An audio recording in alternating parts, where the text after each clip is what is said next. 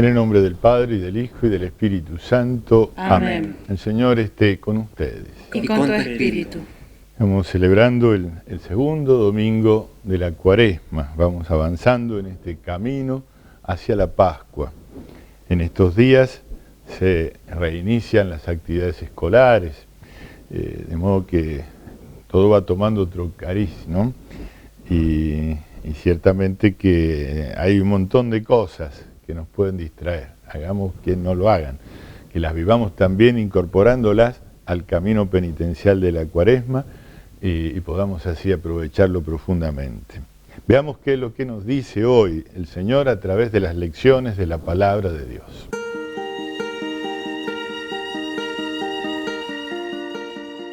Lectura del libro del Génesis. Dios puso a prueba a Abraham. Abraham, le dijo. Él respondió, aquí estoy.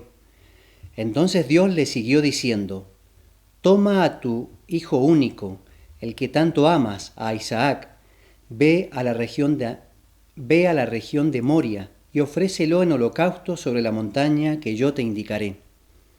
Cuando llegaron al lugar que Dios le había indicado, Abraham erigió un altar, dispuso la leña, ató a su hijo Isaac y lo puso sobre el altar encima de la leña. Luego extendió su mano y tomó el cuchillo para inmolar a su hijo. Pero el ángel del Señor lo llamó desde el cielo. Abraham, Abraham. Aquí estoy, respondió él. Y el ángel le dijo, no pongas tu mano sobre el muchacho ni le hagas ningún daño. Ahora sé que temes a Dios, porque no me has negado ni siquiera a tu hijo único. Al levantar la vista, Abraham vio un carnero que tenía los cuernos enredados en una zarza. Entonces fue a tomar el carnero y lo ofreció en holocausto en lugar de su hijo.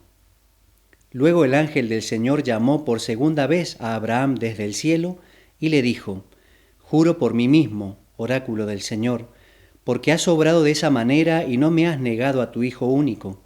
Yo te colmaré de bendiciones y multiplicaré tu descendencia como las estrellas del cielo y como la arena que está a la orilla del mar. Tus descendientes conquistarán las ciudades de sus enemigos, y por tu descendencia se bendecirán todas las naciones de la tierra, ya que has obedecido mi voz. Palabra de Dios, te alabamos, Señor.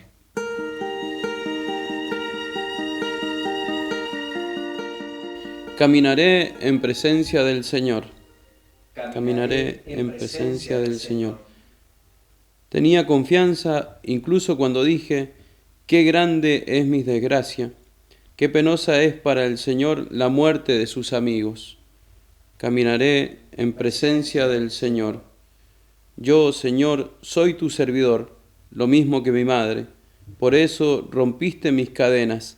Te ofreceré un sacrificio de alabanza e invocaré el nombre del Señor. Caminaré en presencia del Señor. Cumpliré mis votos al Señor, en presencia de todo su pueblo, en los atrios de la casa del Señor, en medio de ti, Jerusalén. Caminaré en presencia del Señor.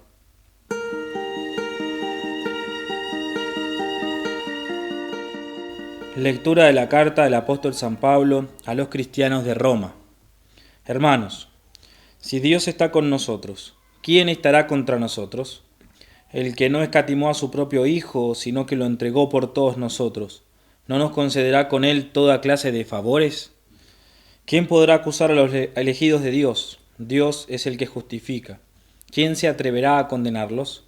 ¿Será acaso Jesucristo, el que murió, más aún el que resucitó, y está a la derecha de Dios e intercede por nosotros? Palabra de Dios. Te alabamos, Señor.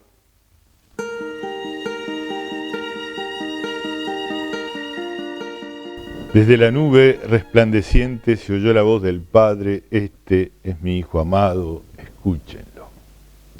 El Señor esté con ustedes. Y con tu espíritu.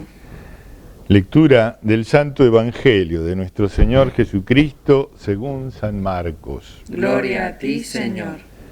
Jesús tomó a Pedro, Santiago y Juan y los llevó a ellos solos a un monte elevado. Allí se transfiguró en presencia de ellos. Sus vestiduras se volvieron resplandecientes, tan blancas como nadie en el mundo podría blanquearlas. Y se les aparecieron Elías y Moisés conversando con Jesús. Pedro dijo a Jesús: Maestro, qué bien, estamos aquí. Hagamos 3 carpas, una para ti, otra para Moisés y otra para Elías. Pedro no sabía qué decir, porque estaban llenos de temor. Entonces una nube los cubrió con su sombra y salió de ella una voz: Este es mi Hijo muy querido, escúchenlo. De pronto miraron a su alrededor y no vieron a nadie, sino a Jesús solo con ellos. Mientras bajaban del monte, Jesús les prohibió contar lo que habían visto hasta que el Hijo del Hombre resucitara de entre los muertos.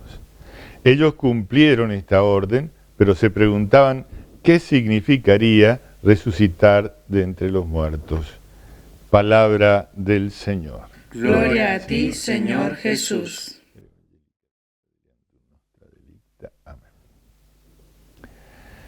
Estamos, como he dicho, ya en el segundo domingo de la Cuaresma. Seguimos caminando al encuentro de la Pascua del Señor, al final de la Semana Santa. Un camino que puede parecer largo, pero que no lo es tanto. El tiempo pasa más rápido de lo que podemos calcularlo siempre, sí. Este domingo, siempre, este segundo de Cuaresma, siempre está dedicado centralmente a mirar la transfiguración del Señor. La transfiguración tiene también otro día en el año, en el calendario litúrgico, que es el 6 de agosto. Allí también volvemos a celebrar como una fiesta especial, exclusiva, este misterio de Cristo, que es su transfiguración. Pero en el camino que hacemos hacia la Semana Santa, hacia la Pascua, la Iglesia nos pone este pasaje porque esto ocurrió justamente en ese tiempo inmediato a la pasión del Señor.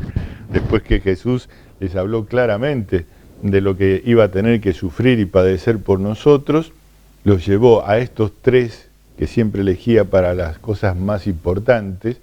Recuerden que la ley de Moisés, para poder dar fe de algo verdaderamente importante, debían presentarse 2 o 3 testigos, decía, 3 testigos. Esto es siempre una cuestión legal, ¿no? Si yo quiero probar que tal cosa es mía, y bueno, ¿cómo lo pruebo? Bueno, tengo mis vecinos que saben que yo vivo acá, bueno, siempre son 3 testigos que vieron lo que yo quiero probar. Jesús hace uso de esta ley que él mismo impulsó a Moisés, por supuesto, y lleva a estos 3 testigos. Siempre elige a estos 3 para las cosas más importantes: Pedro, Santiago y Juan. Pedro porque es al que en realidad se llamaba Simón, hijo de Jonás. Él le cambió el nombre porque le puso por nombre su título: Kefas, piedra. Pedro significa piedra, no al revés, nos dicen algunos santos, ¿no? Para que no nos confundamos. Ahora es un nombre común, pero en realidad es un título. Ser Pedro es ser la cabeza del cuerpo apostólico, del cuerpo episcopal. Es la cabeza de la Iglesia en representación, la cabeza visible en representación de aquella cabeza invisible que siempre y solo es Jesucristo. Bien, está Pedro y a estos otros 2, Santiago y Juan, los Boanerges, así les llamaba Jesús. Boanerges quiere decir hijos del trueno, eran fogosos, entusiastas. Santiago, no nos olvidemos, fue el primero de los apóstoles en sufrir el martirio. Nosotros tenemos una gran dependencia del entusiasmo de Santiago. ¿Por qué? Y porque Santiago misionó lo que luego vino a ser España.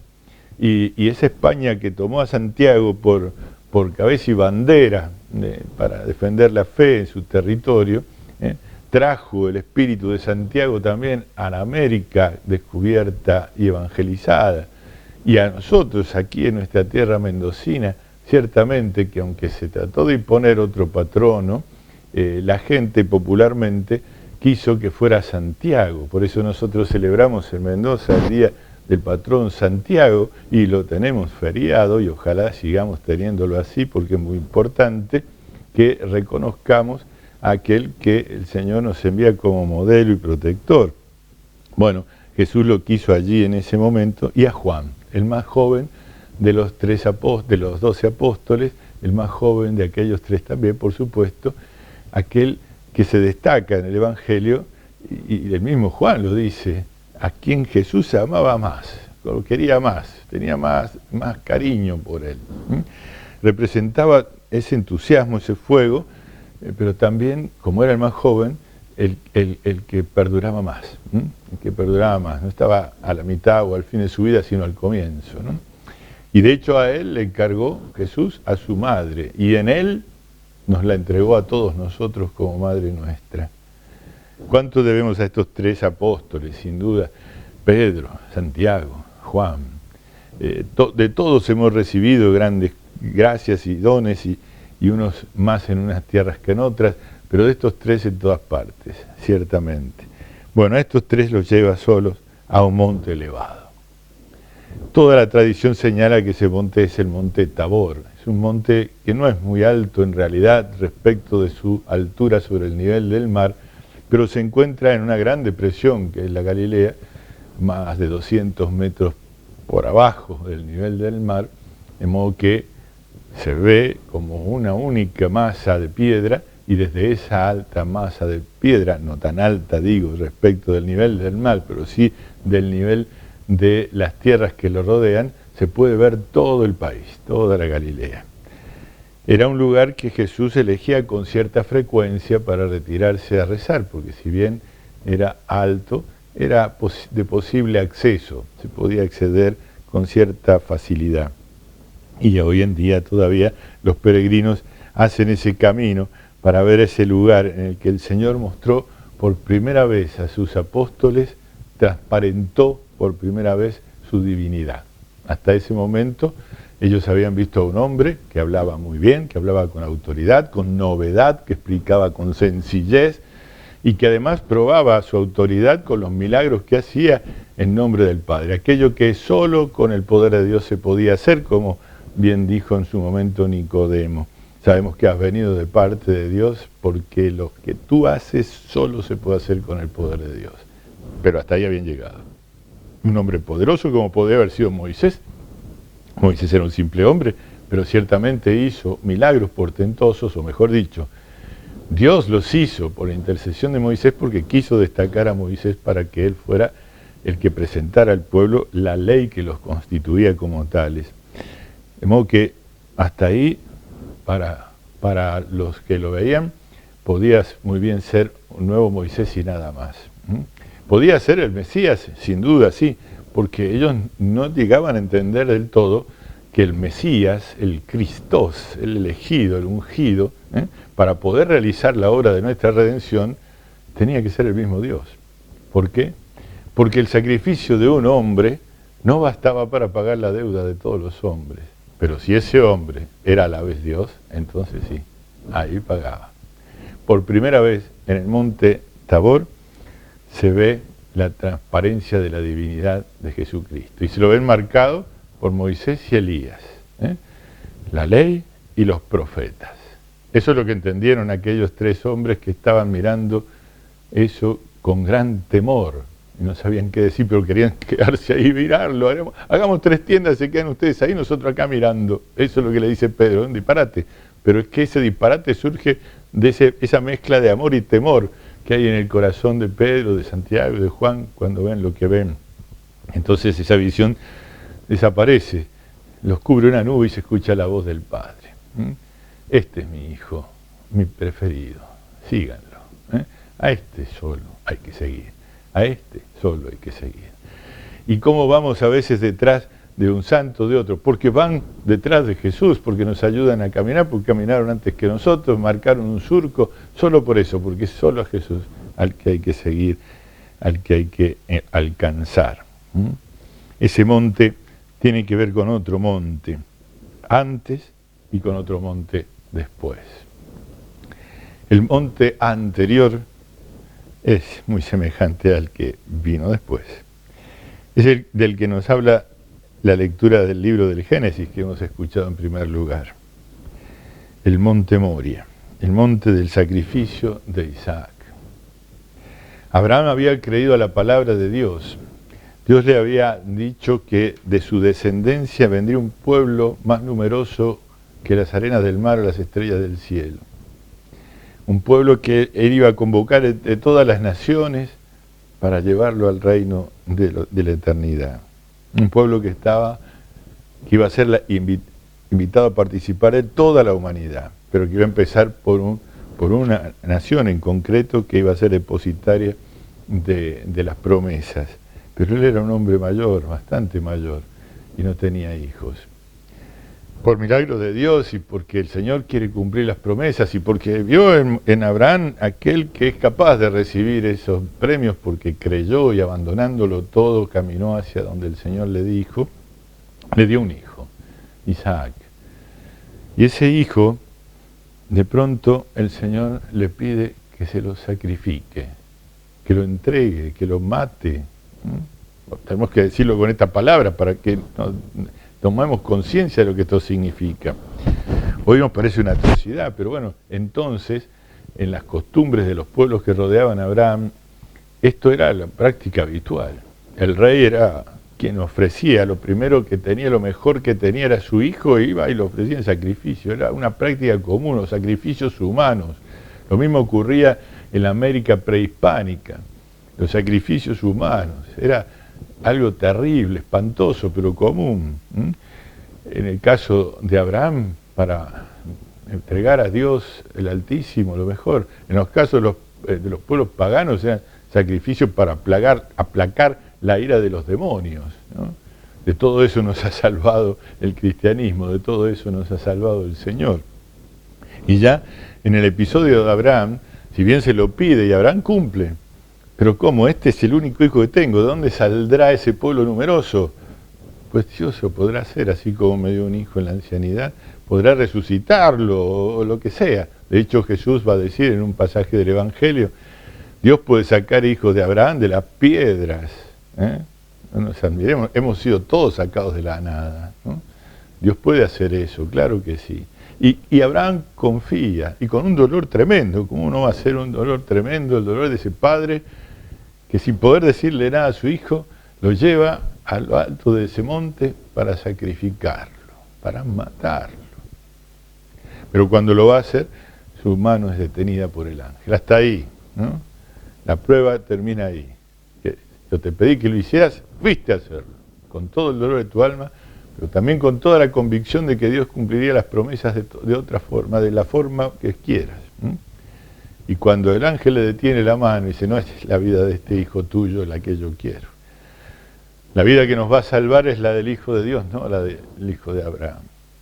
Entonces Abraham ve enredado entre las espinas un carnero, y suple la ofrenda del hijo por la de ese carnerito. A partir de ahí siempre el pueblo antiguo va a hacer esta ofrenda, tomando un carnerito, una ovejita, para sacrificar en lugar del hijo. Dios no quiere el sacrificio de los hijos de los hombres, pero sí va a entregar el sacrificio de su propio hijo. Qué misterio de amor, qué paradoja de amor. Es terrible, es terrible, pero a la vez emociona y calma. Ese monte, sobre ese monte donde Abraham ofreció el sacrificio a Isaac, aunque no llegó a producirse el sacrificio, es el monte llamado Monte Moria, y es el monte Sión, es donde estaba el templo de Jerusalén, donde hoy todavía hay un recuerdo y se puede ver esa roca dentro de la mezquita dorada en Jerusalén. Ahí está ese monte. El otro monte después del Tabor, al que hace referencia este pasaje, es al que hay que ir, porque si no, no se puede tener lo que en el Tabor se vio y se transparentó. Y es el monte Calvario. Del monte Sión al monte Tabor, y del monte Tabor al monte de la Calavera, al monte Calvario, donde Jesús se iba así a entregar por nosotros. El sacrificio que se impidió en el primer monte, que mostró la procedencia, que era la procedencia divina, en el segundo monte se va a realizar plenamente en el tercer monte. También en Jerusalén, pero fuera de las murallas, Hoy está dentro de las murallas, pero entonces estaba fuera de las murallas, el lugar del sacrificio de Jesús. Allí el Padre no detuvo la espada sobre su Hijo. Allí el Padre no impidió la muerte de su Hijo, porque ese Hijo iba a salvarnos a todos nosotros. Era el Cordero de Dios que debía cargar sobre sí y perdonar todos nuestros pecados. En la historia de Abraham se ve una confianza enorme en Dios. Amor y confianza van juntos. No se puede amar sin confiar. Y si se confía es porque se ama. Y no hay otra razón, ni para el amor otra que la confianza, ni para la confianza otra que el amor. Cuando esto por alguna razón se resquebraja, es imposible el amor. Es imposible el amor. Es posible ciertamente reconstruirlo, pero es necesario reconstruir la confianza. Y no es tan fácil, no siempre se puede. Nosotros estamos en un camino de penitencia, en un camino hacia la Pascua, un camino para restaurar en nosotros el amor a Dios. De muchas maneras lo hemos ido dejando resquebrajar, no hemos confiado demasiado en Él, hemos confiado demasiado en nosotros mismos, en las cosas humanas, en las expresiones humanas. Bueno, hoy tenemos que subir al Tabor y ver que Jesús es Dios, es el Hijo de Dios, el elegido. Que nada puede contra Él. Si estamos con Él, somos todopoderosos. Si Dios está con nosotros, dice el apóstol San Pablo, lo hemos escuchado en la segunda lectura, si Dios está con nosotros, ¿quién estará contra nosotros? Todo el mundo, Señor, pero ¿quién podrá? Nadie podrá. Claro que se van a venir los infiernos enteros sobre nosotros, y con las burlas más atroces, y con las persecuciones peores, como ya se ha habido a lo largo de toda la historia del cristianismo, y hoy hay más que nunca. Pero ciertamente que el que no escatimó a su propio Hijo, sino que lo entregó por todos nosotros, nos concederá con Él todos los favores que hagan falta. ¿Quién podrá acusar a los elegidos de Dios delante de Dios? Ojo, al elegido de Dios que aceptan la elección. Si no, nos ponemos del otro lado. Es nuestra elección libre. Si no queremos amar, podemos no hacerlo, pero el otro lado, el no amor es el odio. No elijamos el odio. Dios es el que justifica. Dios es el que salva. Y esto porque Jesucristo, el Hijo de Dios, murió por nosotros y resucitó para nosotros.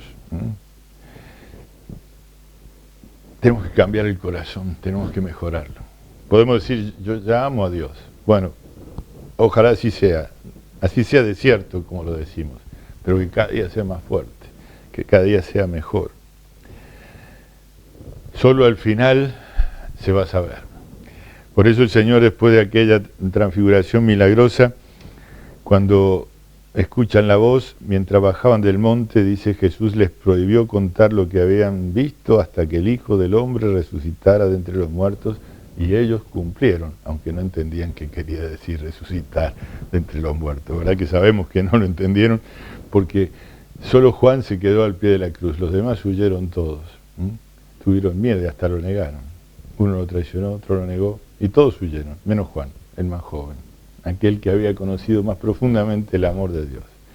Ese amor es el que nos fija en Dios, y en ese amor tenemos que crecer, dejarnos tocar por el amor. Juan recostó su cabeza sobre el costado abierto de Cristo en la cruz, y nosotros podemos hacer algo semejante espiritualmente, confiarnos más a Jesús, confiarnos más a Jesús. Él es el cumplimiento de todo el Antiguo Testamento, pero también es sobre todo esa persona, la segunda persona de la Santísima Trinidad, que nos ama inmensamente hasta la muerte. Nadie más lo puede hacer, nadie más lo pudo hacer, ni nadie más lo hará, solo Jesús. Y entonces a Él le debemos esta devolución de nuestro amor. Repasemos nuestro plan de Cuaresma. ¿Cómo lo estamos haciendo? Porque ya estamos avanzando. No nos demoremos, no nos echemos. Más oración, más misa, puede ser, ¿no? ¿Pusimos alguna? ¿La cumplimos? ¿Todavía no hicimos el plan de Cuaresma? Bueno, rápido, papel, lápiz y hacerlo. Pero ponerlo concreto, por eso digo papel y lápiz, porque si no queda, voy a hacerlo. Y después las cosas del mundo, de la vida, empiezan las clases, todo eso, me tapan de cuestiones y se me va pasando los días. Y no puede ser, tengo que aprovechar este tiempo, aprovecharlo bien. Estoy preparando una buena confesión, estoy eligiendo el momento, la oportunidad, el confesor con el que me siento cómodo, entendido, porque tengo por elegir, gracias a Dios, y si no lo tuviera, pues con cualquiera, con el que sea, pero porque es con Dios la cosa, ¿no? Bueno, ha puesto los suministros en número suficiente, en general en todo el mundo, así que aprovecharlo, ¿no? Pero prepararlo previamente, y prepararlo bien también, escribiendo. No hace falta repasar con algún examen de conciencia que haya por ahí, aunque puede ayudar, pero ojo que eso no es lo más importante. Pues si no hago como una lista de pecados y ya está, ¡pum! Esta es mi deuda, tarjeta de crédito, vamos andando. No, tiene que ser algo más profundo, más profundo. Mis pecados yo los sé, ¿cómo no los voy a saber? Los hice conscientemente. Es que quizás algo me salió sin darme cuenta. Mira, el que no sabe no peca, eso no lo pongas en la lista. Pero sí lo que sabes que hiciste mal. Y si hay alguna cosa que hiciste sabiendo y ahora no te acordás, ponelo también, como sea, decir, Señor, te lo pongo, no sé qué más hice, estoy seguro que más malo fui, pero bueno, repasar el plan. Oración, sacrificios, meditación, el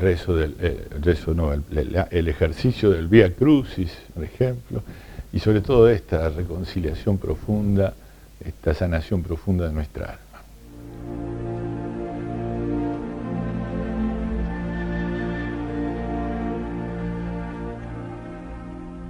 Creo, Jesús mío, que estás realmente presente en el Santísimo Sacramento del altar. Te amo sobre todas las cosas y deseo recibirte en mi alma, pero como ahora no puedo recibirte sacramentado, te pido que vengas al menos espiritualmente a mi corazón. Como si ya te hubiese recibido, te abrazo y me uno toda a ti. No permitas, Señor, que jamás me separe de ti. Padre eterno, te ofrezco el cuerpo y la sangre, el alma y la divinidad de tu amadísimo Hijo, nuestro Señor Jesucristo, en expiación de mis pecados y los del mundo entero, y por todas las necesidades de nuestra Santa Iglesia Católica. Amén.